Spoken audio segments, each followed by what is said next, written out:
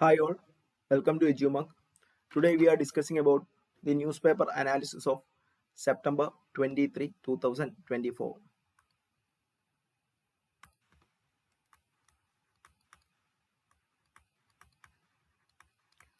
First of all, we can move to the first news, for the first important news which is for the UPSC examination, both in prelims and mains. First one is the Quad. Here the Quad launches a maritime health initiatives to condemn aggression in the disputed regions. Then here, first of all, we have to understand what is Quad, then how it works, what are the objectives of this Quad, how this Quad is evolved. These are the basic factors which we have to look into the Quad. Here the news is about the Quad, the group of four countries, that means India, USA, Australia and Japan. They are planning to launch a new coast guard exercise, a logistic network expansion of maritime surveillance and a project to combat cervical cancer within as a part of the health initiative. Then we can move to what is Quad. Quad is a quadrilateral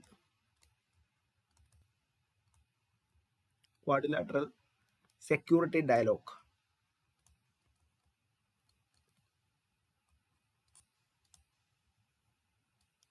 Quad is it's a quadrilateral security dialogue, or simply this Quad. It's a kind of strategic forum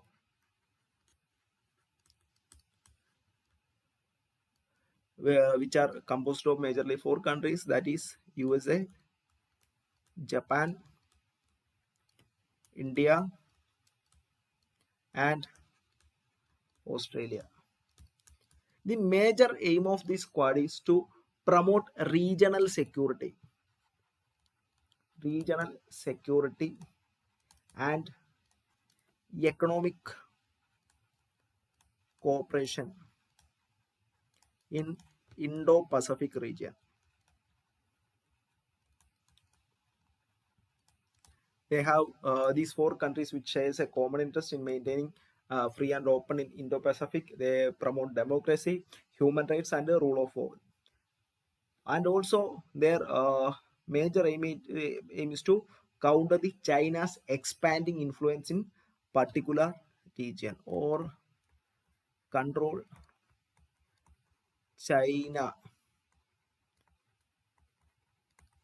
China's expansion. Then how the Quad is evolved, that's the second question.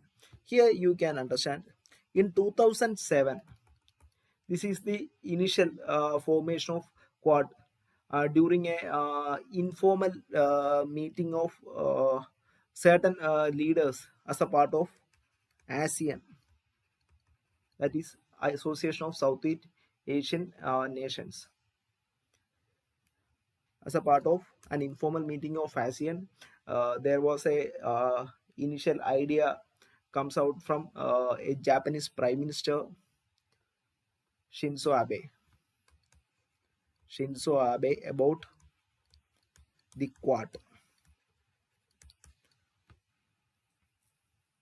He proposed the idea of the Quad. In 2000, after this, in 2012, the Japanese Prime Minister highlighted the concept of democratic security diamond in Asia.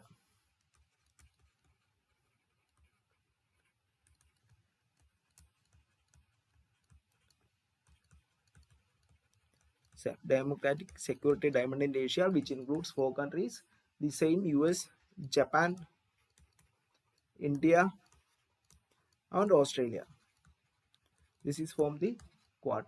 Then after 2012, in 2017 also, they confirmed with the growing danger posed by China. The four nations realized the Quad by expanding its goals and aims.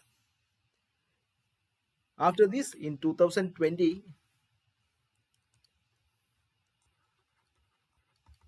there is a trilateral India, US, Japan India, US, Japan. Malabar exercise, which expanded to Australia. So the trilateral exercise converted to a quad exercise by including Australia as a part of quad countries, and they are becoming as a part of joint military exercise that's known as Malabar exercise. In 2021, they jointly released a statement that the spirit of quad. So simply we can say that it can be this quad. It's a uh, informal joint initiative of four countries, which includes India, Australia, Japan, and Australia, to combat the expansion strategies of China, which were happening in Indo-Pacific region, and also these countries together developing the health support, military support, and economic support. While we are looking into the functions of Quad, it's a, it's a loose grouping. It is not a formal alliance. It does not have a decision making body. Does not have a decision making body or secretariat. We know that there are many kind of formal groups like NATO. There are different groups there, but it's an informal group, so it does not have any kind of secretariat or decision making body. They mostly make their decision through meetings, alliances, and they are becoming the part of military drills.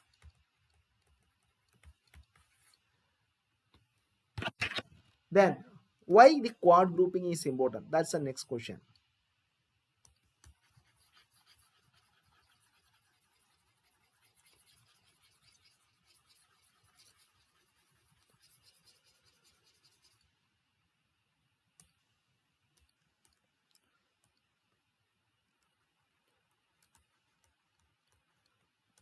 First of all, we have to say that that's for strengthening the security.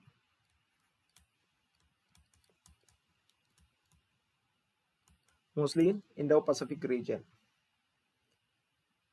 They will promote these through rule-based order or freedom of navigation and respect of internal law. Then second and major importance is to counter China's rise. You know that there are different kind of strategies which were taken by China government, like One Belt One Road initiative, uh, then making economic corridors like China Pakistan economic corridor. There are different kinds of activities are doing by China to control other countries as their side. So this quad group, it's mainly focused on combating the China's these kind of strategies through a strengthful unit. Then also they are planning to, or they are together to promote the economic cooperation, which in addition to that they are building a maritime security capacity and so strengthening the people to people ties. There are different kinds of quad initiatives which were uh, came out from as the part of the quad grouping. First one is, we can say that the quad, you may head out the quad fellowship. This fellowship which are given to the people who are pursuing STEM courses. Then quad vaccine partnership.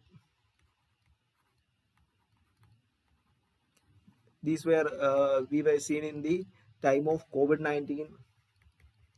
Then quad vaccines expert group, then quad senior cycle group. These are the major initiatives which were working under the quad grouping. In this news,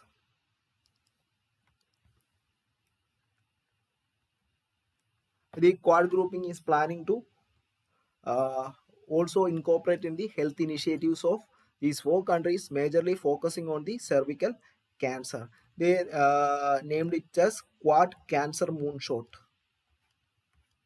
This is important, and as the part of that, India is 10 million. India is committed to provide 10 million US dollars towards screening of these kind of diseases.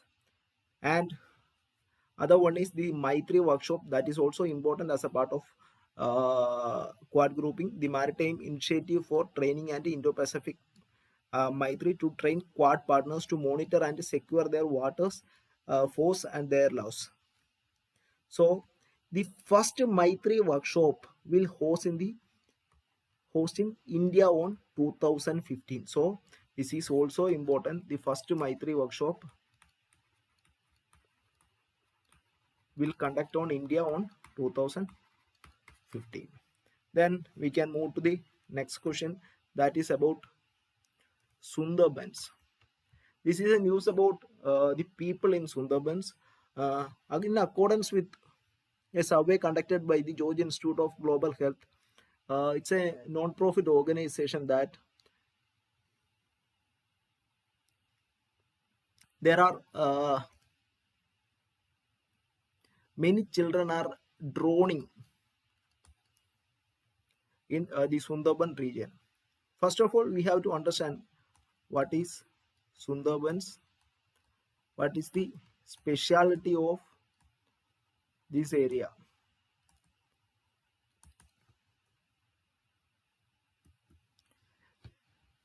We all may aware about that Sundarban. It's the largest mangrove forest in the world.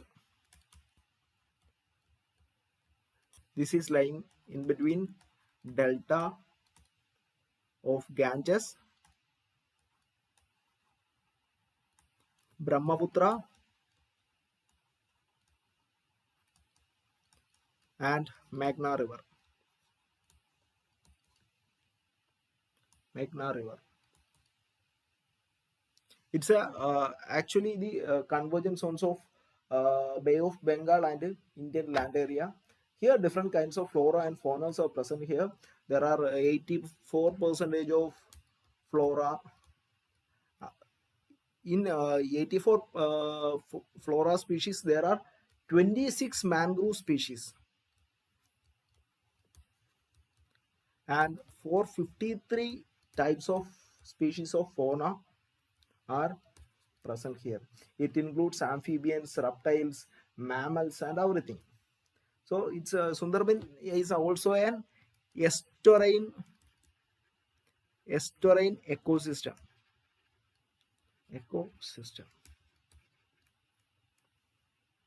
Also, the Sundarban is a UNESCO World Heritage Site.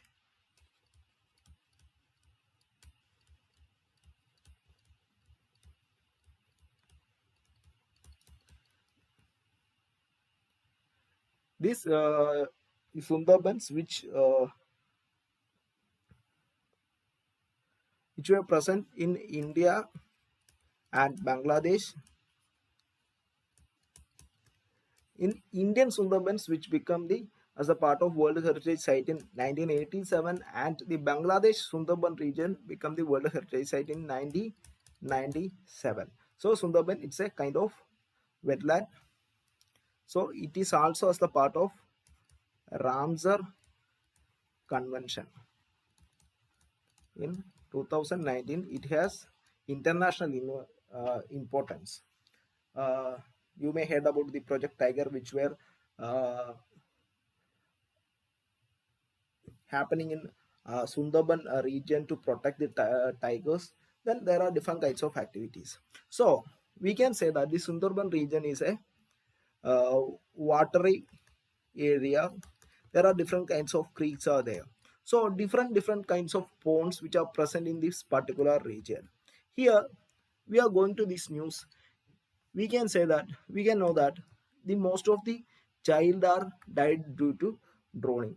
Most in this region, the particular region in Sundarban region, this creaky region, there are different ponds, or there are too many ponds as a part of many villages and many areas.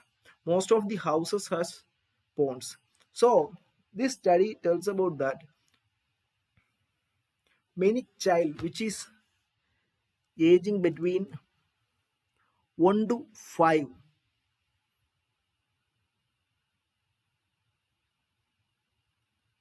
sorry,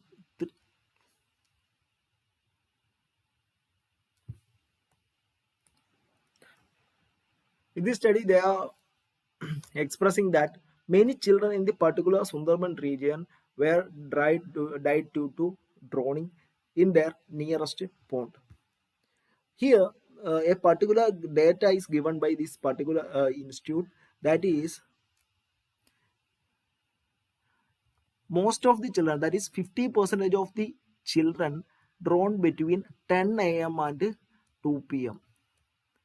and up to 90% of them drowned within the 50 meters of their home. That means these child are drowned in the time period of the moms or mothers of that child are not with them, or they are in a household activity. So the government is planned to make an initiative that is known as Kavach. It is not Kavach, that is not related with the Indian Railway. This is about the community run initiative of mothers. It's a community run initiative of mothers. That means uh, we know that most of the women in the North Indian side, they are doing the household work. These and the fathers of that particular children may be in far away with their work or something. So most of the child which are died due to this drawing, due to the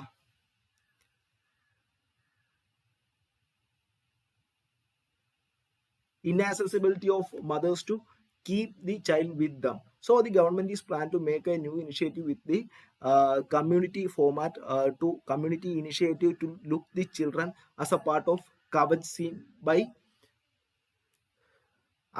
appointing young ladies from the that particular community or particular village. In each mothers should look two child as a part of this project, and this project is fully funded by the central government. With this project, as a part of this project, government also initiated a new kind of activity, that is swimming training. Swimming training for child above 5 years. So they will not go to the drowning, and they will not be died. That this is an initiative of government to mitigate this kind of pathetic situation in the Sundarban region, and also they are providing awareness to these mothers to keep the child with them, or look the child when they are walking. So this coverage scheme, it is particularly initiated for the Sundarban region due to too much of ponds and water bodies in this particular region, or with nearest to their house. It's mainly for protecting the children. Then the next news is about the GST. It is about the GST councils. And in this GST council, there are two topics we have to cover. That is first one GST council, and second one is the GNC compensation. First of all, we have to understand what is the GST council.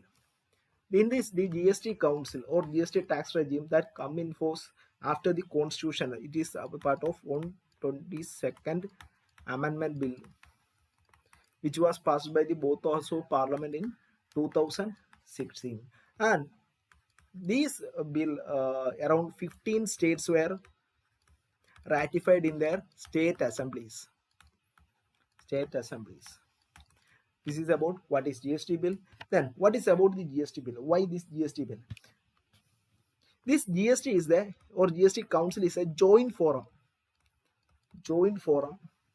of center and states. This was set up by the president as per Article 279A, first of the amended constitution. So GST Council is a joint venture of central and states, which was set up by the Indian president on the Article 279A1 of amended constitution.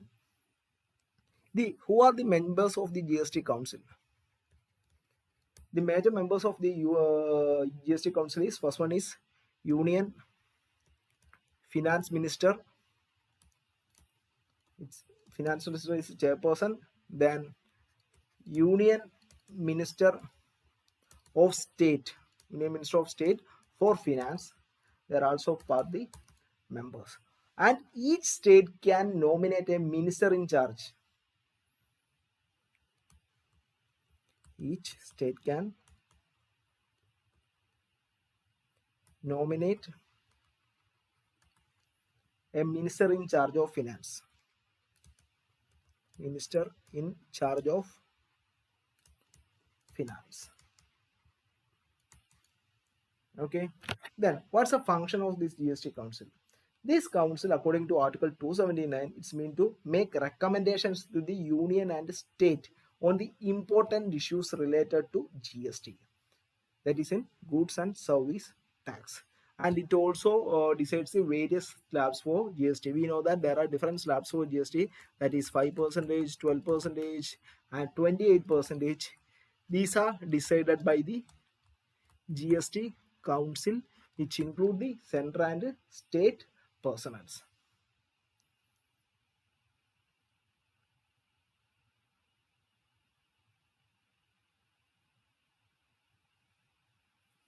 Okay.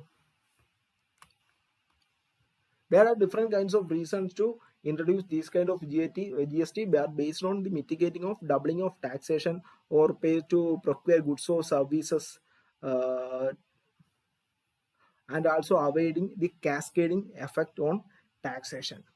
Then here we have to look into another concept, that is GST compensation.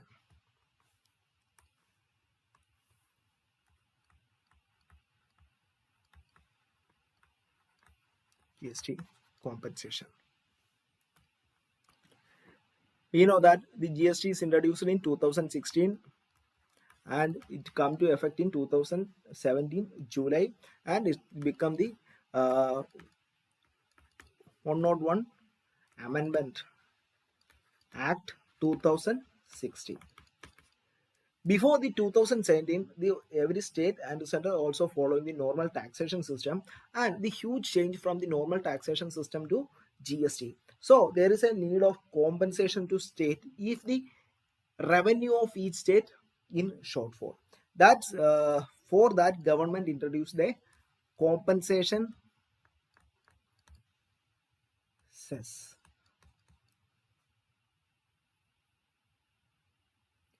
That is, the states were guaranteed compensation for any revenue shortfall below 14% of growth. 14% of growth, that the base year of that growth is 2015 to 16 for the first 5 years ending in 2022. That means the time period of GST compensation is just 5 years from 2015 to 16, and the major condition is if their tax revenue is under the 14% or shortfall below in a 14%, that's the major condition. The GST compensation is paid out the compensation cess on every 2 months by center to states, and the compensation source was specified by the GST Compensation Act. So the GST compensation cess, which is specified in the GST Compensation Act, and it now it's 2024. Now this is entered by 2022. Now the government or each state government should increase their revenue as per the goods and services tax. This is about the GST. These are the major newses which are needed for the UPSC Prelims and Mains examination in today's newspaper. We can meet tomorrow by the major newses of tomorrow's newspaper. Thank you all. Happy learning.